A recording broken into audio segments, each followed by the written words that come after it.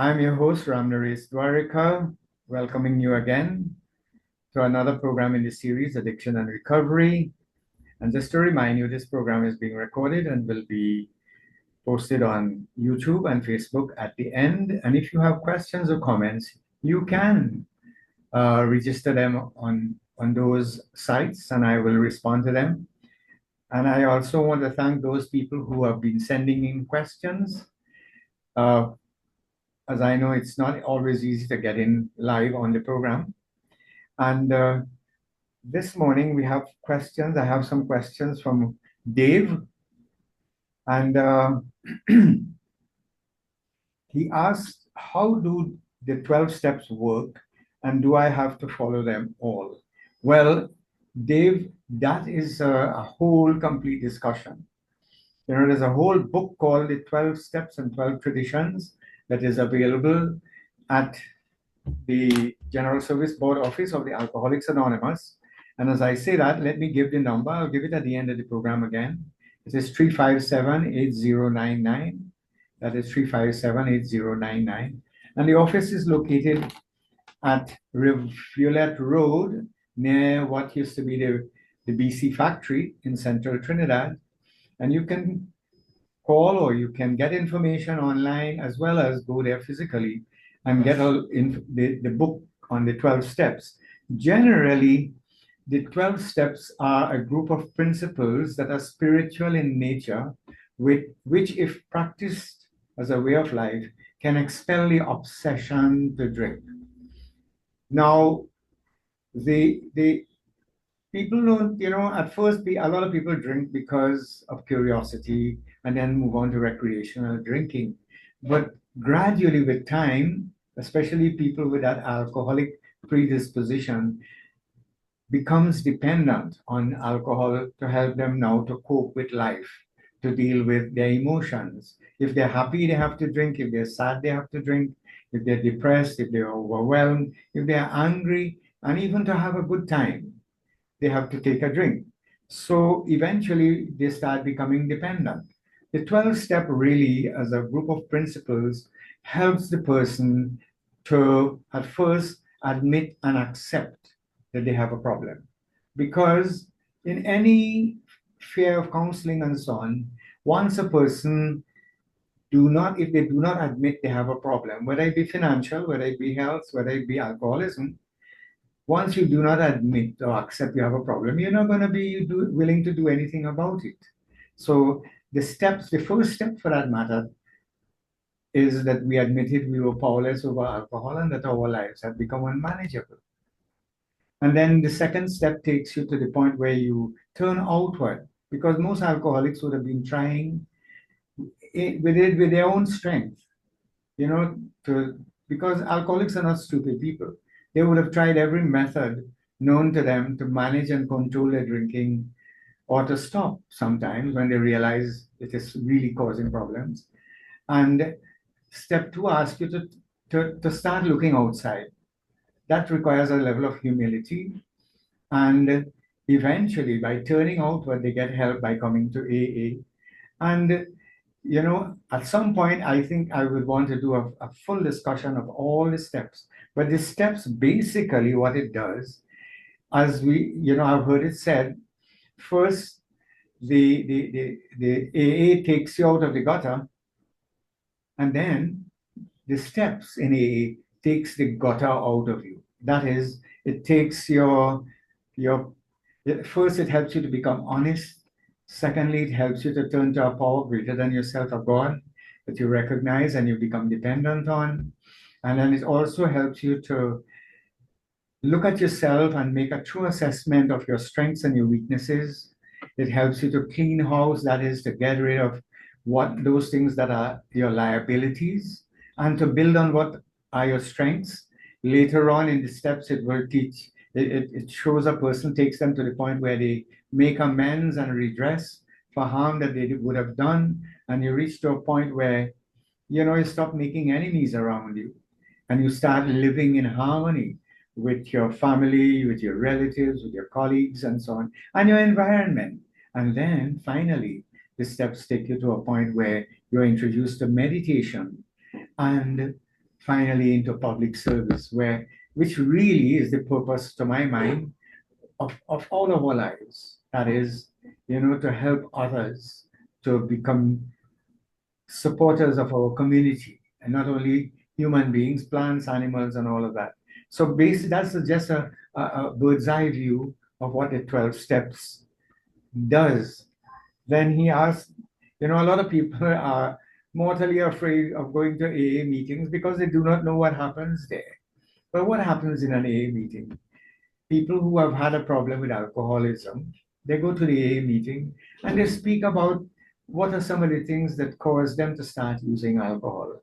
When they do that, a new person coming for the first time realizes, but wait, same thing happened with me. And they go through what is called an identification process. They realize that it is not only them. A lot of alcoholics think that they are insular, that it is only them who are suffering like this. But only to come to realize there are many, many people, a lot of people out there who are drinking are having the same problems. So they are able to identify, and they are afraid that they may have to speak, admit that they're alcoholic. Well, I want to say I have worked alongside AA for many years, and you don't have to speak in an AA meeting. In fact, now you have AA meetings online where you don't even have to put your picture. So you can remain totally anonymous, and you can listen and benefit from the meeting. And when you feel comfortable, if you wish to, yes, speaking does in fact present an opportunity. It's called therapeutic ventilation, so that the people who speak in AA, they are able to unburden themselves. They are able to validate themselves. They are able to get help from other experienced members when they speak, because people can't read your mind. So yes, you don't have to if you don't want to, but if you do, it's a great benefit. And it says here, how can AA help me stay sober? Well, becoming a member of the fellowship, and I touched on this in a previous program, you know, join a group, a support group. AA is a support group. And as we say in Trinidad, friends could carry you and show me your friends and I'll tell you who you are, and all our friends could carry you and they don't bring you back. Well, in same way, friends could encourage you to drink, and a lot of people had succumbed to peer pressure, which led them to uncontrollable drinking. Now, in AA, they find that there's a pressure to stay sober, which is a good thing, a positive influence. And so they get support to stay sober. And AA has the highest success rate in the world.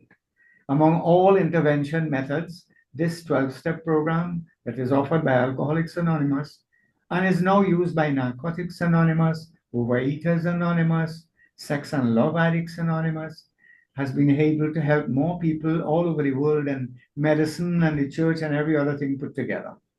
So AA has been very successful. Another question is, how can I support someone in AA without enabling them? Well, that's a very, very sensitive question. The truth is, AA has a preamble which says clearly that it is only about helping the person to stay sober. And how we do that is in AA, it is done by sharing our experience, strength, and hope, as they say in AA. You don't necessarily have to give the person money or a job or anything. If you do that, that's your personal arrangement. AA doesn't require you to do that. And in a way, sometimes, yes, we could enable a person to continue to be irresponsible if we continue to do for them what they should be doing for themselves. Otherwise, they will never learn how to do it. So that even though a person is coming to AA and you're a member of the group, there are limits to how far you go in helping the person. Yes, I know that there are members who take members to meetings, sit with them after meetings, talk to them, and sponsor, and that is commendable and it is very useful and necessary. However, sometimes we have to be mindful that we are not enabling the person by making them over dependent on us. We have to help them to stand, but we also have to leave them to be able to stand and walk on their own sometimes. And I know there's much more we could discuss about that, but finally, oh no, I see I have a few more questions from Dave. What is the biggest misconception about AA? A lot of people, well, there's many, many misconceptions, but yes, I'll touch on a few. One is a lot of people feel that you have to reach to the being a vagrant before you qualify to go into AA. No. Today, I'm seeing more and more young people. And, I remember one old guy saying, what is good for the old is better for the young. And those people who are coming in, young people, women, men and women, girls, I would even say, come into AA now because they're recognizing that they're smart enough to realize, hey, alcohol is causing problems, and I want us to stop a minute and pay attention. A lot of younger people now are having access to money and disposable income and freedom to drink. And the society is becoming much and much more tolerant so that young people going to parties, especially middle class, upper class homes, have a bar in the house, and parents are drinking, and they have no problem with the young people taking a drink and having a party and inviting their friends. And in Trinidad, I have come to realize since I stopped drinking that I don't get invited to a lot of these parties now, you know, because the young people they can't have a party, it seems, without alcohol. And now other hard drugs are getting into the equation as well. So that, you know, we have to be mindful of this. Um, there are a lot of so you don't have to wait until you reach the vagrancy. Once you realize that alcohol, as I discussed before, once it is causing problems in your life and you still continue to drink, that's a clear sign of dependence. You need to get help to stop. And some people could do it on their own, but nothing is wrong with getting help. If you know, um, what happens at an AA meeting? I already referred to that to some extent. People who are in recovery and some people who think they have a problem with alcohol. And in Trinidad, we have members who are very evangelistic. They go out and look for members. This really don't happen in the United States where it started. But in Trinidad, members are so passionate, and we so in our drinking days, we would have had so many friends who we drank with in our communities, and now that we have found AA, a lot of people realize that they want to go and take the message out to their friends. And one of the principles of AA is that, whenever the individual fails to stay sober, intensive work with all other alcoholics never fail to keep them sober. So it is in their interest to go out and carry the message and help others. So you go to the meeting, you sit, you listen. The chairperson advised that you listen. Listening is key. Don't be anxious to speak. You don't have to, but you listen. And if you have questions after the meeting, you can ask any member of the fellowship. You can ask them questions, and so that in an AA meeting, AA members come. Yes, there's a chairperson, there's a secretary in every group, there's a treasurer, there's a coffee man in most groups where they make coffee and sandwiches. And the meeting, although the meeting may start at 6 o'clock or 7 o'clock, members are usually there like about half an hour before, so that they come and they have a chance to sit and fellowship, and they shake each other's hands and they're welcome. And if you walk in there as a new person, they're always happy to have you. Even if you went back and drink and you come back, they're still very happy to have you. They'll come and welcome you warmly, and nobody's criticized there for relapsing and so on. And you sit, you listen to other people share their experience, and you identify, and then realize that, and some people speak about how they are doing it. what are some of the challenges they're having in staying sober, and how they are meeting these challenges by using the program of recovery. And the new person learns from all of these, and they are able to stay stopped, and not only stay stopped, but be happy doing so, and usually find back themselves through the program, through meditation, to even get better than where they were ever before.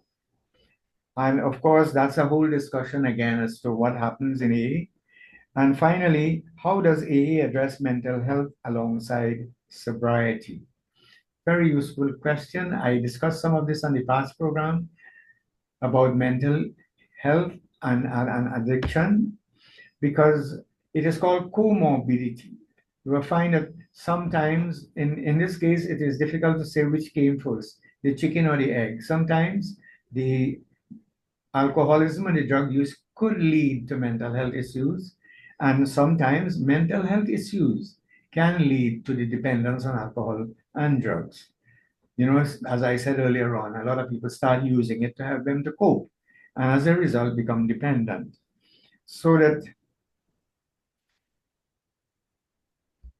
yes, there's always the chance of mental illness going alongside. Now, AA will help with the alcohol and drug problem. And once a person stops using the alcohol and drugs, there's a very good chance that even the underlying mental illness will be able to be managed, even if the person is using medical intervention. When they're not drinking, or when they stop using drugs and drink, their mental health improves, and they are more likely to be compliant with their medication and so on. And I have seen a lot of people have being able to come off medication totally after they stop using the drugs, because a lot of people have been using it interchangeably. They're using psychiatric medication and they're supplementing it with alcohol and drugs and other drugs. So that is a prescription for remaining drunk and addicted. If you are substituting alcohol with other drugs, then you have to work at coming off all the psychotropic drugs.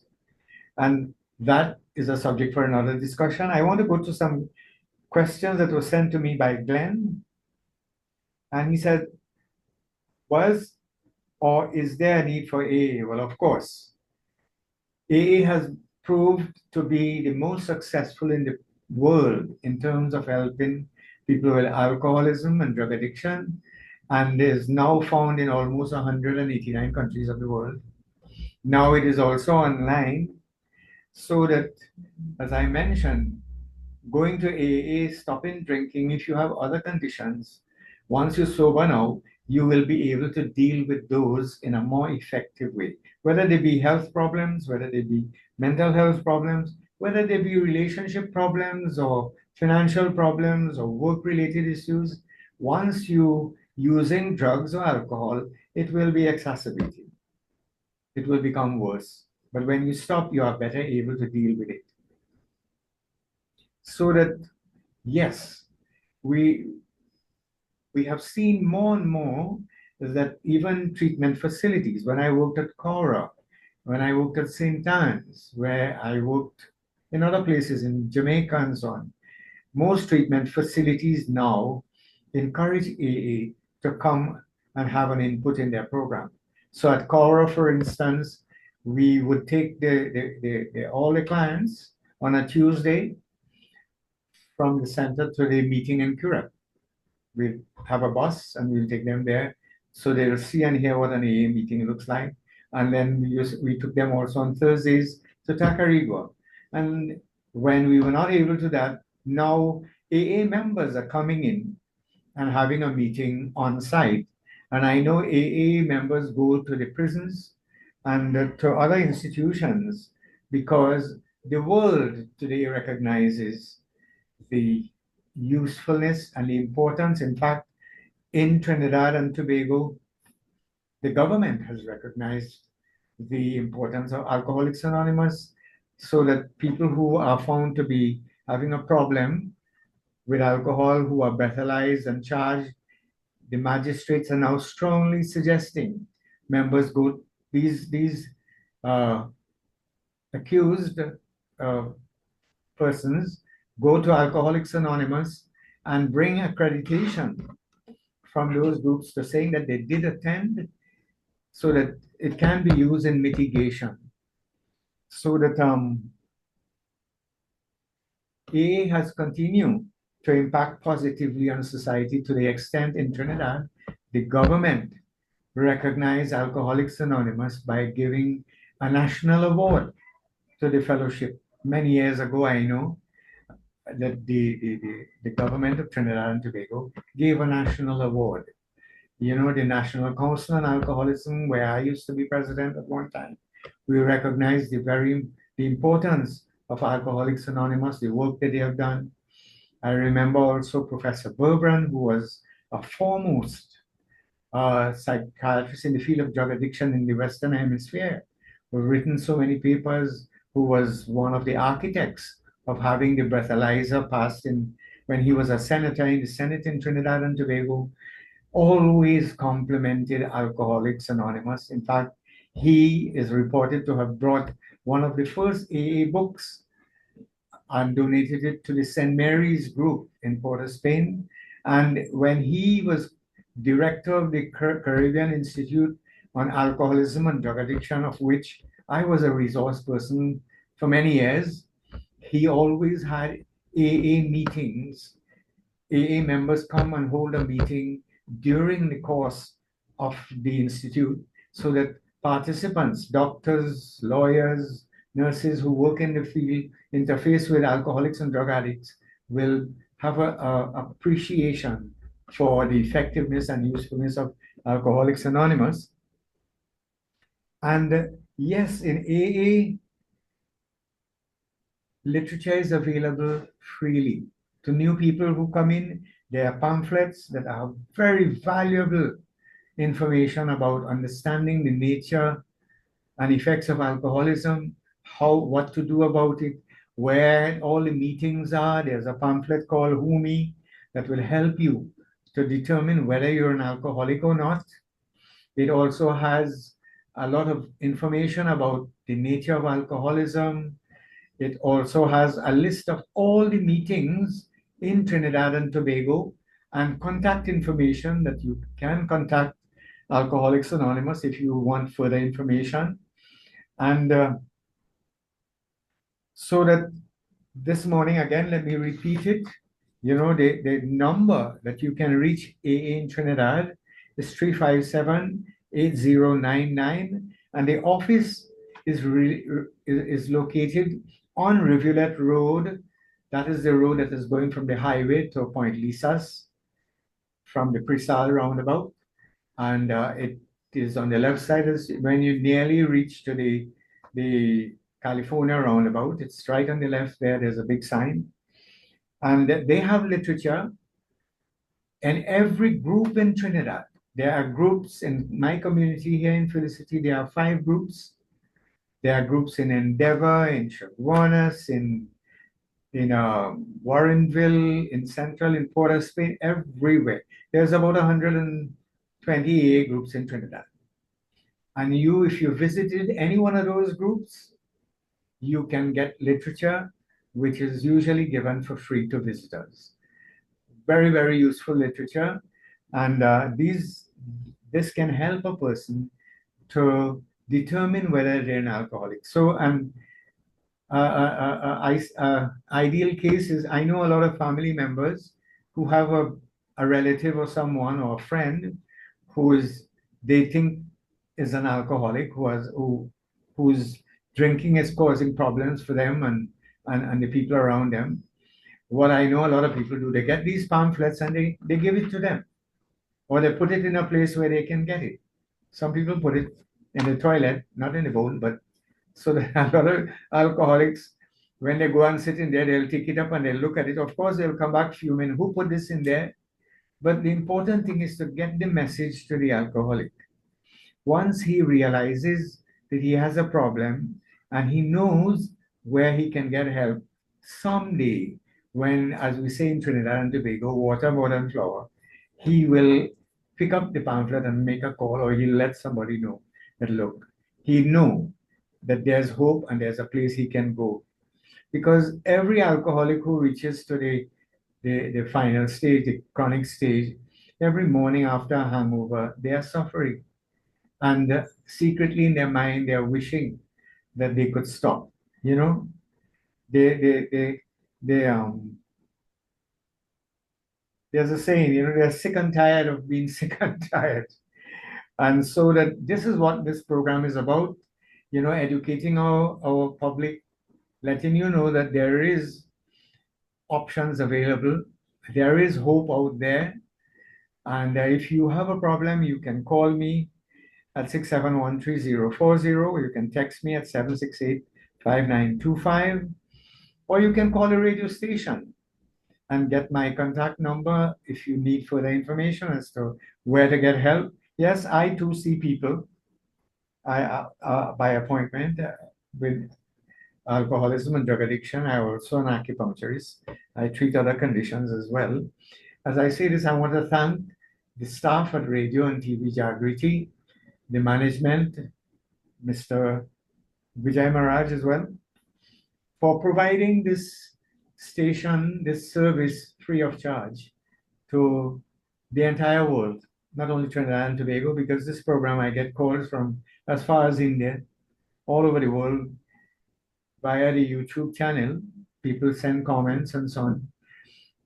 And I want to say to all those people who submitted the questions, I know I could have done much more discussion on them, but given the time, and there are some questions still unanswered, of course, in the next program, I will attempt to address them. So I want to thank you and to encourage you. Keep sending in the questions because it is a great help to those people listening out there. So that, again, thank you all for listening. And remember, this program is going to be posted on YouTube and Facebook at the end. So you can access it there, or you can send a link to someone who we believe can benefit from the program. So thank you all again. Until next week, Thursday. Have a good weekend.